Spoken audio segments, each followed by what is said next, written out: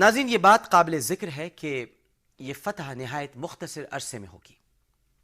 سنن ابی داؤد میں حضرت عبداللہ رضی اللہ تعالی عنہ بیان کرتے ہیں کہ نبی کریم صلی اللہ علیہ وآلہ وسلم نے ارشاد فرمایا کہ جنگ عظیم اور فتح قسطنطنیہ کے درمیان 6 برس کا فاصلہ ہوگا اور 7ویں برس میں دجال نمودار ہوگا۔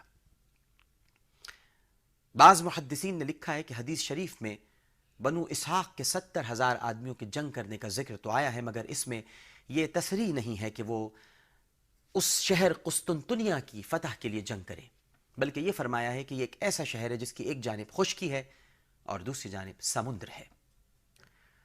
اس کے باشندوں میں سے 70,000 بنو اسحاق سے تعلق رکھنے والے آدمی جنگ کریں گے۔ ملا علی قاری لکھتے ہیں کہ یہ شہر روم میں ہے، جسے بعض نے قسطنطنیہ بتایا ہے۔ امام نووی نے بھی اس شہر میں قسطنطنیہ ہی کو مراد لیا ہے۔ دور جدید کے محققین کے مطابق یہاں قسطنطنیہ سے مراد ترکی کا شہر استنبول ہے۔ قسطنطنیہ اگرچہ 1453 عیسوی میں سلطان محمد فاتح ثانی کے ہاتھوں فتح ہو چکا ہے، مگر یہاں مسلمانوں کے ہاتھوں قسطنطنیہ کے فتح ہونے کا جو ذکر ہے وہ فتح ناظرین کرام خروج دجال سے کچھ پہلے ہوگی۔ عین ممکن ہے کہ موجودہ قسطنطنیہ یعنی استنبول پر دوبارہ یہود و نصارہ کا تسلط قائم ہو جائے، اور اگر آپ دیکھیں تو یوں بھی اس وقت جس طرح عالمی قوتیں دنیا اسلام کو تسخیر کرنے کی دھن میں مبتلا ہیں، تو کچھ بعید نہیں کہ استنبول پر بھی ان کا قبضہ قائم ہو جائے اور پھر خروج دجال سے قبل مسلمان قسطنطنیہ کو دوبارہ فتح کریں۔ بعض محققین نے یہاں فتح قسطنطنیہ سے پورے یورپ کی فتح مراد لی ہے، اور تمام یورپ اب تک مسلمانوں نے فتح نہیں کیا، لیکن امام محمد مہدی کے عہد میں یہ فتح ہو جائے گا۔ واللہ اعلم بالصواب۔ زمانے امام محمد مہدی کی ناظرین برکات بے شمار ہیں۔ مشکات شریف میں ہے کہ جب امام محمد مہدی کا ظہور ہوگا تو وہ مسلمانوں کے لیے خوشحالی کا دور ہوگا۔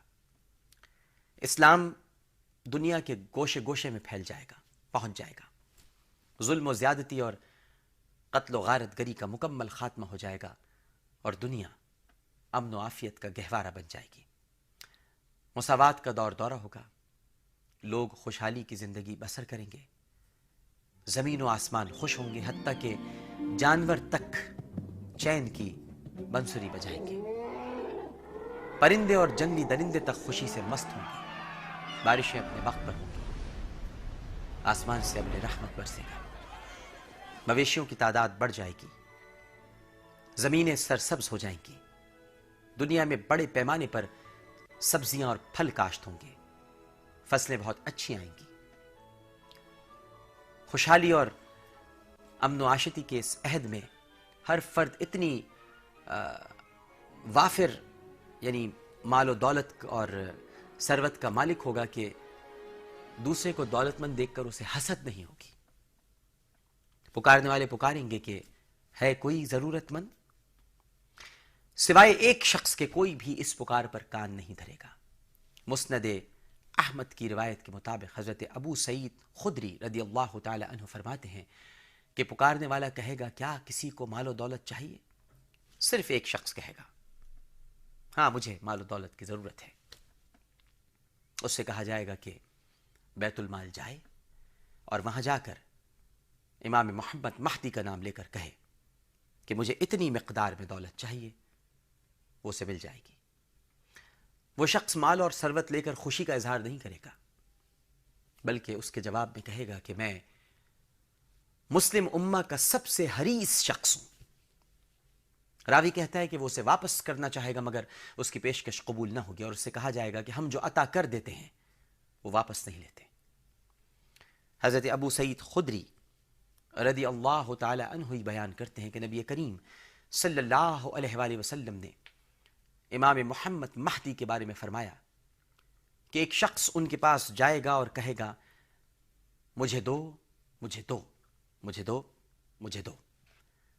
وہ اپنا دامن پھیلائے گا اور اس میں اتنی مقدار میں دولت لے جائے گا جتنی کہ اس کو درکار ہوگی۔ اب سوال یہ ہے ناظرین کہ امام محمد مہدی کا وصال کب ہوگا؟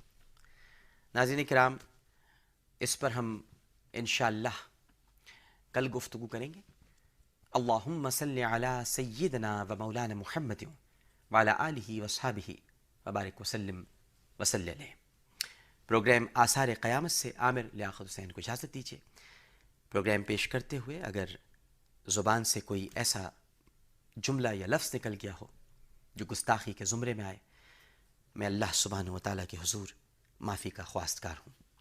اللہ نے چاہا تو کل پھر آپ سے ملاقات ہوگی۔ اپنا بہت خیال رکھیے گا۔ اللہ حافظ۔